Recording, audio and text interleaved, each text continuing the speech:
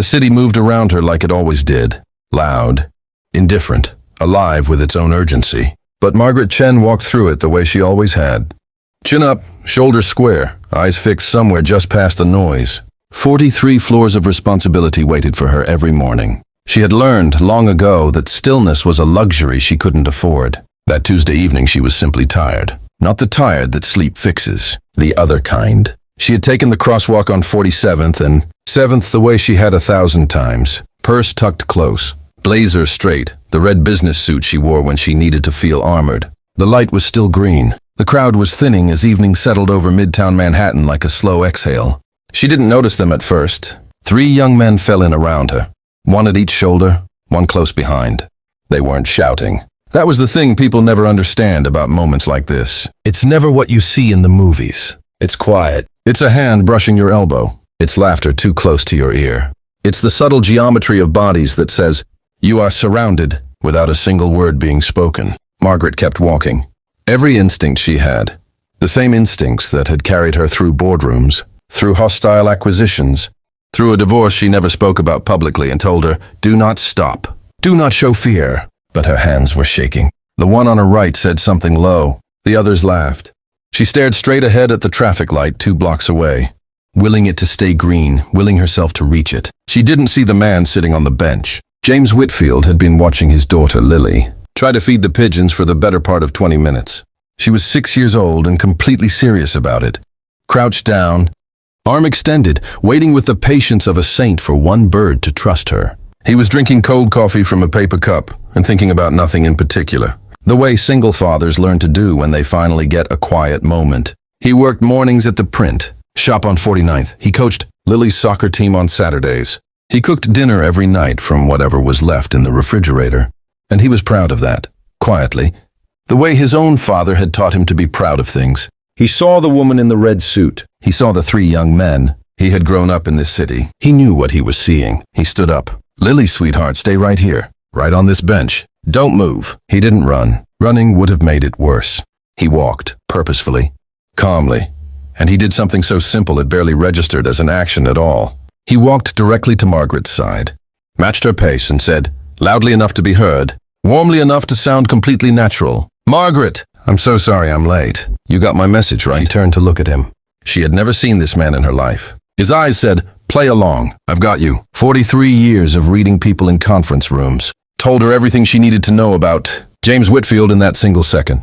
She saw the work-worn jacket, the tired, kind face, the absolute calm certainty in his expression. That said, he had done the right calculation and arrived at the only answer he could live with. She took a breath. Of course, she said. I was wondering where you were. James smiled and slipped his arm through hers like they were old friends running late to dinner. He kept talking. Easy, unhurried conversation about nothing. The weather, a restaurant, a reservation, while the geometry around them shifted and dissolved. The 3 young men drifted apart, lost interest, moved on. The city swallowed them whole. Margaret and James walked half a block before either of them said anything real. She stopped on the corner. For a long moment she just stood there, looking at the traffic. She was not a woman who cried in public. She had trained herself out of it decades ago. In a glass-walled office, where tears meant weakness, and weakness meant losing ground she'd spent years earning. She had held it together through things that would have broken other people, but her hands were still shaking. You didn't have to do that, she said finally. James shrugged. Sure I did. She looked at him then, really looked. You have a daughter back there. She's fine. She's got the pigeons. Despite everything, Margaret almost smiled. I'm Margaret, she said. James. They shook hands on a Manhattan street corner, like 2 people meeting at a business lunch. And somehow that formality, that mutual dignity unsteadied her more than any comfort might have. Can I ask you something? She said. Why? You don't know me. Those boys could have. I know, he said simply. But I've got a daughter. And I keep thinking about the world she's going to walk through alone someday. He paused. I guess I hope somebody does the same for her. Margaret was quiet for a moment. The traffic light changed. Neither of them moved. She thought about her own mother then. She hadn't let herself do that in a long time. Her mother had come to this country with nothing. A suitcase, a phrase book, and the kind of dignity that doesn't require an audience. She had worked cleaning offices in buildings exactly like the one Margaret now ran.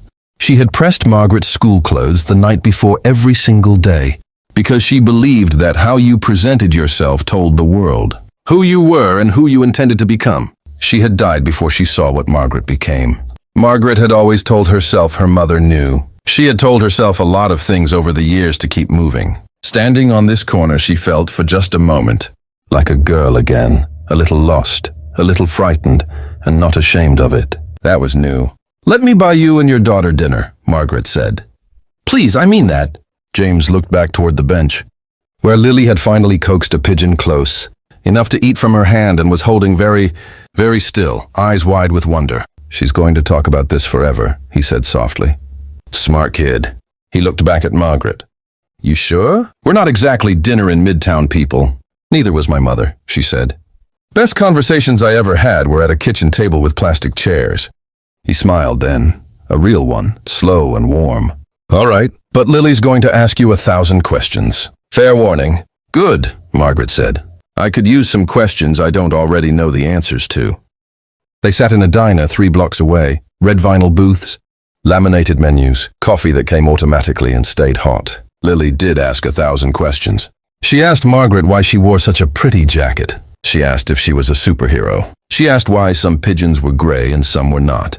Margaret answered every single one. She couldn't remember the last time she had sat still long enough to answer questions that didn't have a dollar amount attached to them. She couldn't remember the last time someone had looked at her with that kind of uncomplicated, open-faced trust. The coffee cooled. The diner filled and quieted. Outside, the city kept moving. Inside that red vinyl booth, something small and important was quietly put back in its place, not fixed, not transformed, just gently, carefully restored. James walked her out when it was time. They exchanged numbers the way adults do when they mean it, not as performance but as intention. Lily held Margaret's hand all the way to the corner and then, matter-of-factly, let go. "Bye," she said, and waved once and turned to her father. Margaret watched them walk away, a man and his daughter, moving through the city at their own unhurried pace, belonging entirely to each other. She thought, no one will ever know he did that. He would never tell anyone. It wasn't the kind of thing you told. It was the kind of thing you simply did, and carried quietly, and hoped it mattered. It did. Some things change us loudly, in rooms full of witnesses, with consequences that ripple outward and get recorded and remembered. And some things change us on a Tuesday evening, on a corner in Midtown, in the space between one stranger's fear and another stranger's decision to simply show up. Margaret squared her shoulders. She started walking home,